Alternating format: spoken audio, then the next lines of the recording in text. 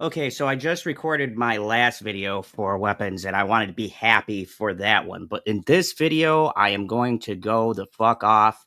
And I'm going to keep this spoiler warning underneath here just in case you give a fuck about seeing this piece of shit. And if you guys know me, you haven't gotten an angry rant. So when I get me a beer, America, by the way, and I crack it open, you know I'm about to go in on this piece of shit. So let's get ready to talk about what I feel is one of the worst movies of this year. And I know this is subjective, but I don't give a shit. I will give you my points of why this is quite possibly not only the worst horror movie I've seen this year, but the worst movie, full stop, I've seen this year. And that was tall, considering I absolutely hated the Jurassic Park Afterbirth or fucking Minecraft movie, which was just like my brain fell out of my ears. With that, I could at least say maybe I'm not the audience for that movie, even though kids I feel deserve better in that movie. In my opinion, was not that great. But that aside, let's talk about the brand new I Know What You Did Last Summer. And this is going to be a bit of a longer review because I want to also tell you guys about the original because I feel like they set themselves up to be compared and contrasted when making a direct sequel to the original film. So, what is the premise? I Know What You Did Last Summer is about typically these kids who do something on the 4th of July or on their break. 1 year later, they get a note saying, I know what you did last summer. And it's a dude in a slicker with a fisherman hook who goes and offs the kids. And it's always revealed there's some kind of story where they did something to someone close. You guys know the story. So, what burns me about it? What grinds my gears about this fucking one. Like, am I a big defender? Am I a huge fan? Do I think that you shouldn't take my sacred? No, okay, let's be real, folks. The original I Know What You Did Last Summer, okay, it's not what people hype it up to be, okay? I'm a huge fan of 90s cheese, but let's give it up for the one who started this trend, and that was Scream. And this was a knockoff of that. Fight me about it. I don't give a shit. It is a knockoff of that movie, just like Urban Legends and everything that came before Scream.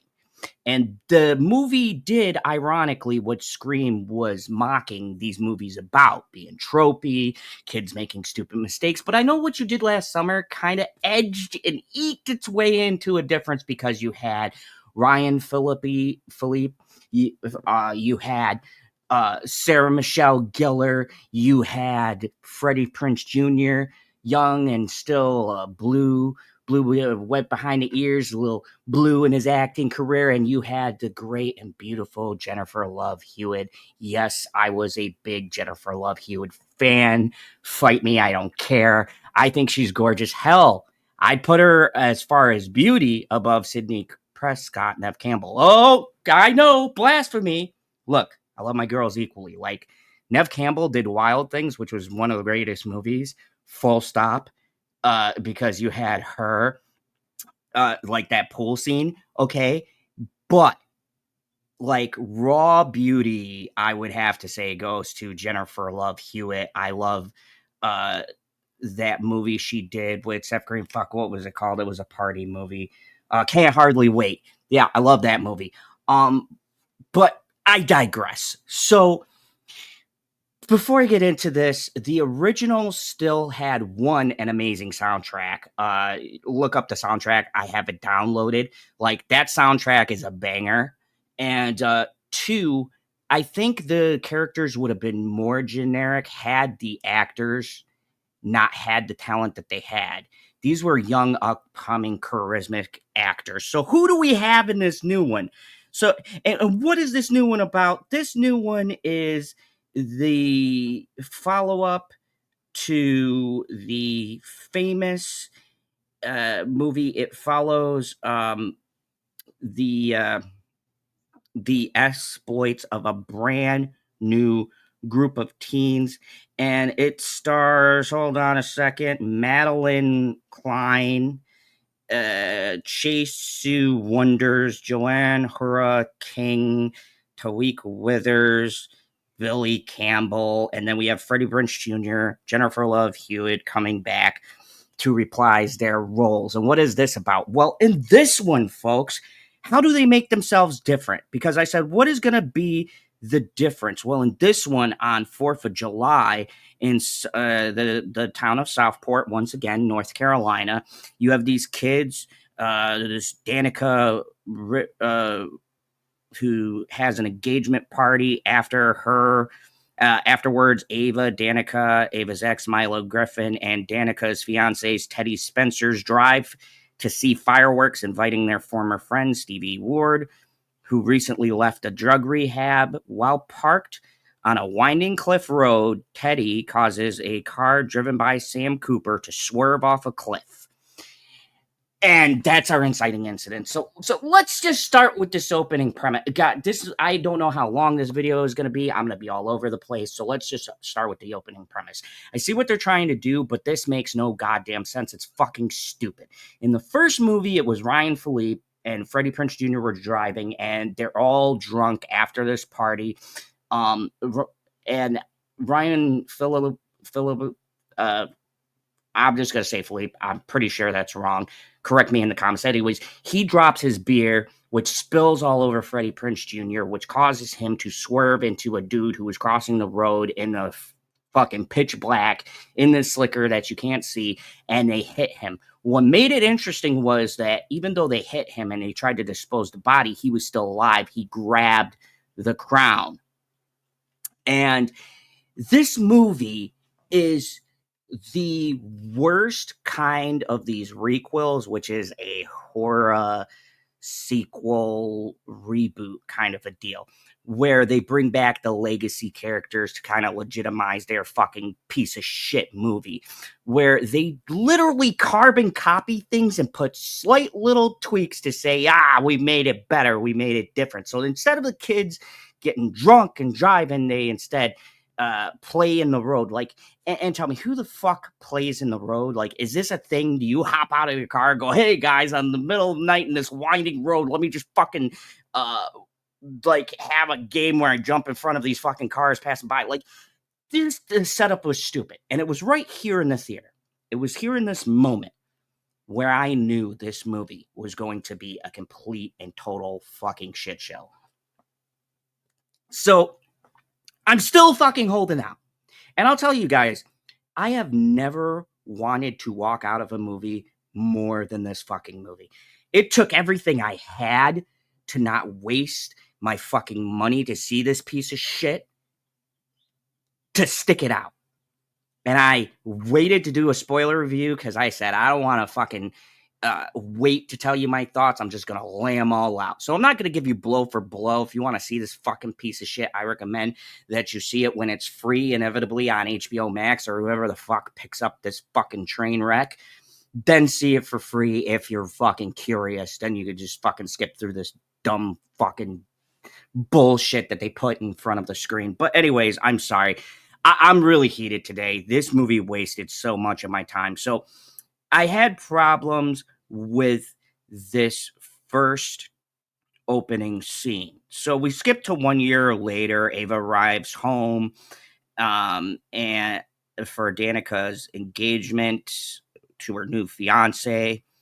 The whole crew reunites at this party. She receives the famous "I Know What You Did Last Summer," and I want to get into right here the relationships between these characters. I don't buy for a second that they were friends. In the original I Know What You Did Last Summer, there were a lot of back and forth. You had Sarah Michelle Gellar and Ryan Phillippe, and the way that they interacted, you could tell they were boyfriend and girlfriend. When they came back, you could still feel that kind of sexual connection, that longing that they had, because the chemistry on screen was pretty good.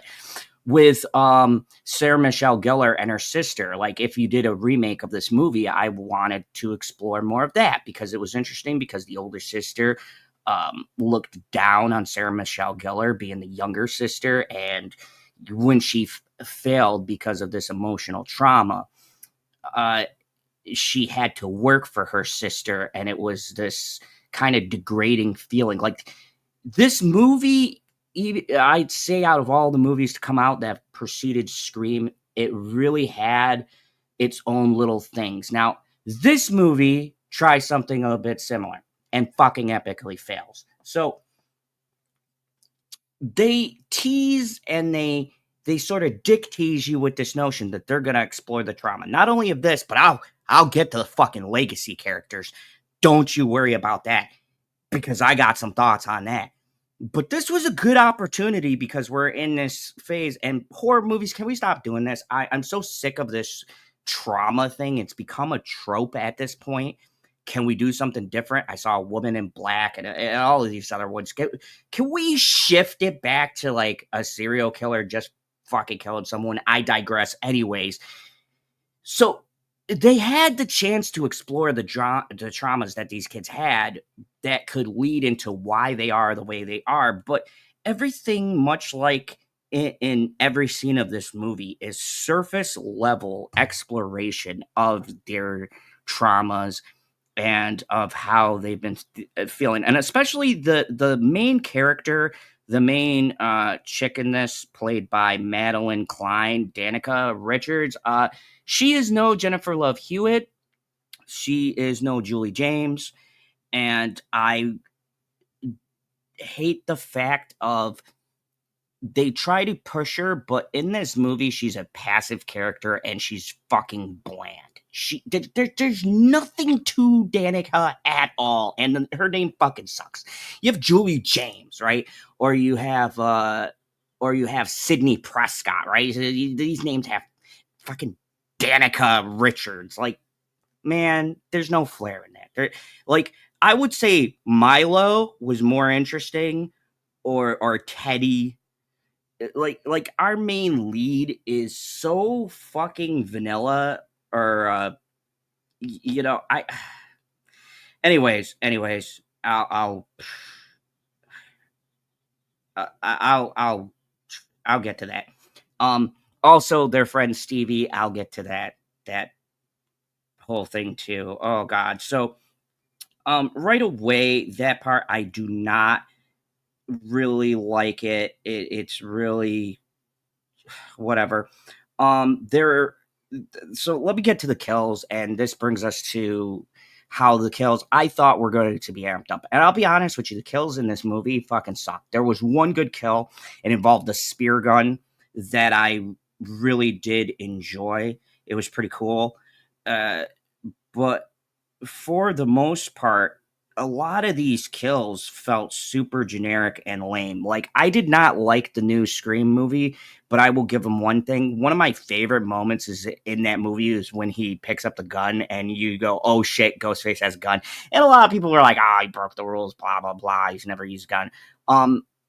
But I love that scene because it was something new and it was something fresh. And even Ghostface with his kills with the knife, they got good sound design. They got a lot of good punch in this movie. First off, the sound and editing in this movie is fucking atrocious. There is like clear editing mistakes. Um, I wish I could clip some stuff, but unfortunately, the movie's not out. Maybe I'll do a long breakdown, a compare and contrast from I Know What You Did Last Summer, OG, to this one, and show you the difference in sound design. But it's fucking atrocious, and trust me, you'll know that. Um, the dialogue, oh my god, the dialogue in this movie. Like, look, I know I'm not the generation for this, but that is no excuse for bad dialogue. Like, there's a movie that uses a lot of this type of lingo called Bodies, Bodies, Bodies. I really enjoyed that movie. And the dialogue felt like they were using it ironically to kind of highlight how ridiculous the generation was. Um, and also it felt natural how they talked. This movie, even from the OG cast, feels so stiff, and like Jennifer Love Hewitt appears in the movie and is tapped on it. she's a teacher, which I liked. I thought it was a good progression of her character. But she says the worst, or delivers the worst fucking line in this movie, where like they try to do this dramatic thing, and the girl taps her, and she explains who she is and what's going on, and Jennifer Love Hewitt goes, "What did you do last summer?" And it's just like, come on, man. Direct her good. Or I don't even think Jennifer Love Hewitt fucking tried in this movie. It felt, at least on her end, she was collecting a fucking paycheck and did not give a shit about delivering her lines. It is fucking terrible. It is god awful. And my one fucking positive until the end, the one positive actually is fucking Freddie Prinze Jr. I think comparing him to the 90s versions to this one, you could see his acting chops, and his fucking back must have hurt carrying this movie on his back, because my God, Ray was the only fucking interesting character in this. And once again, to highlight the fucking disappointment in this movie, is that Ray's character could have fucking saved it for me, but they don't explore his past. And I'll get to the fucking shitty ending to why he does what he does. So I'm sitting there going, how do you fumble the ball so much?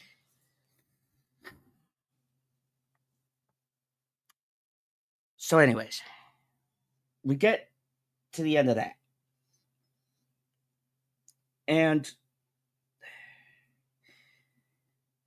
fuck it. I don't even want you just watch it. The dialogue is terrible. The cinematography is subpar. The kills are passable at best. Like I said, the best kill in this was he hooks someone with a spear gun and pulls them in and does one of these dillies. It was pretty fucking gnarly. Besides that, the kills just get fucking progressively generic and worse. And one of the characters, I swear to God, this is not a troll. This is not a joke. Watch the movie. His whole arc is realizing he's a beta male. And yeah, that goes to the dialogue and the fucking humor. But let's just get to the nuts and bolts, because I don't want to go too long, because I'm fucking gonna burst a blood vessel talking about this fucking piece of shit movie. So spoilers, you've been warned if you give a fuck about this shitty movie. In the end, there's two killers, because of course Scream did it, so everybody's gotta have fucking two killers. Scream's only gonna top itself now if it has like a whole fucking army of Ghostface killers at this point, and then we'll get another movie trying to copy them. So anyways, who are the two killers? Well, one is the most boring, innocuous character you could think of. That fucking chick, what was it, Stevie, because she came out of rehab, and the guy that um crashed in the beginning of the movie was her fucking love interest and was helping her get better. And Freddie Prinze Jr.'s Ray is the second killer. And here's where I thought it was a good idea, but they fumbled the ball. His motivation was not because of the trauma that happened to him in the 90s. That would have made fucking sense. It was no, because he was in a picture with her once and they were super close.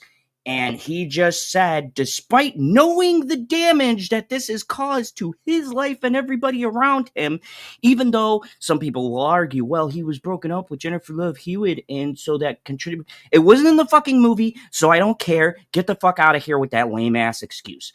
If it's not in the movie, if it's not specifically brought up, then I am not going to do mental gymnastics to try to give somebody a reason that the directors can bother putting in themselves. They say, oh, he came up with the idea and he goes, I got a way to get back at those little rascals. We'll dress up in slickers, grab a hook, and we'll fucking murder them one by one. I don't know how he didn't figure out that Julie would want to come back after seeing the thing that traumatized him. And I think the second part of his reason was that town had moved on and forgotten and was modernized, and it was this whole statement on modernization of these small towns, and it was killing the soul of the town, so he wanted to bring it back so that people would remember the people who died. And it's just like, It could have all worked, except for the fact the writing is bad. The writing in this whole entire movie fucking sucks a big, giant, massive dick. The writing is some of the worst fucking writing I have ever seen. And I gotta be honest with you, this might take the cake for me, spoilers, over Snow White, because I actually give a fuck about this franchise. Like, Snow White, I knew was gonna be terrible. I know what you did last summer. I had a kernel and a fucking grain and a fucking prayer of hope for this. And they fucking bent me over a table and they railed me with no fucking lube and said, there you go. And then, if I wasn't insulted enough, walking out of this movie, I knew there was a post-credit scene because I seen the movie a little bit later. And everybody said, oh, there's a cool post-credit scene, blah, blah, blah. They bring back one character I fucking hated in the sequel. I love Brandy as a songwriter, as a person. She seems phenomenal, super nice, have no issues. But her character specifically, in I Know What You Did Last Summer, is kind of a shitty friend. Watch the movie I Still Know What You Did Last Summer. She is a big, big, big, big asshole in that movie. Like, she like tries to have Ray and Julie break up and like tries to encourage her to fuck this other guy. Just dude, I know what you did. I still know what you did last summer is better than this fucking movie. Wait, hands and shoulders, dude. Where are you gonna get a Jack Black in dreads selling weed? Fucking priceless. It is ironically so bad it's good. Like, I loved I Still Know What You Did Last Summer because I found it very humorous. And the mental gymnastics you have to do, spoilers, to figure out it's Ben all over again and this convoluted plan to get them all together was super enjoyable. This movie had none of that, but they have a stinger at the end where Julie comes like the fucking Avengers and she's got this fucking black coat on a motorcycle and she goes to her friend's house and it's fucking Brandy from the version and she says, I gotta talk to you and blah, blah, blah in a dramatic voice. She's like, who we gotta kill? And I'm like, just, yeah, that tracks. Please do not make a fucking sequel to this movie. Please, please, please. This team has no writing skill. They have no fucking skill for the camera. They have no skill in giving actors, directors. Jennifer Love Hewitt feels like she did not want to fucking be there, and I could feel it. And even though Sidney Prescott and Gail in their respective movies of returning, they felt like they wanted to play their characters. It was just there wasn't much of them in the first movie in particular. In this movie, there's not much of Julie. She doesn't even get to handle Ray, which she should have been the one to kill Ray because they have the closer connection. But no, she doesn't. The fucking boring Julie knockoff kills Ray in the most fucking generic, uninteresting way. And the girl Stevie gets away so they could sequel bait us for another fucking piece of shit, man. Fuck this movie. I hated it. This is the worst movie of the year for me. This movie is everything that's wrong with the concept of doing requels, and I hope to God this movie gets fucking shot in the moon and fucking buried into the deepest, darkest pits. This movie sucked badly. I saw a preview for Strangers Chapter 2, and after seeing this, I go, it probably won't be that bad because this movie is fucking terrible. You know what? Hot take. I would say The Strangers Chapter 1, with as bad as that movie was, at least that movie I have watched and said, and could sit through it. It was just a carbon copy of the first one. That's it. That was the most egregious thing. And the stuff it added that was new was just not that great. But this movie is generic, misuses its legacy characters, is horribly written, terribly acted, and shout out to Sarah Michelle Gellar because her cameo, even though it doesn't fucking make sense in the story, was the best part of this movie. I'm sure I'm not the first person to say that. That was pretty cool. I liked the concept of it. Just once again, like everything in this movie, where it was placed was terrible. In the comments below, let me know. Did you fucking like this piece of shit movie? Or what's your favorite horror movie of this year? Did you, for some strange reason, like this? Give me your reasons why you like this fucking piece of shit. My personal opinion, just watch the first movie. Pretend none of the other ones exist. Maybe I still know what you did last summer because that's comical. I still know was good, but let's just disregard all this shit. This franchise was never meant to have sequels. It should have been a one-off, and fuck these people who made this movie. I fucking hated this movie. This movie was the worst, miserable experience. So now after talking about this, I'm gonna go get super fucking drunk and try to forget this miserable fucking experience of a movie exists.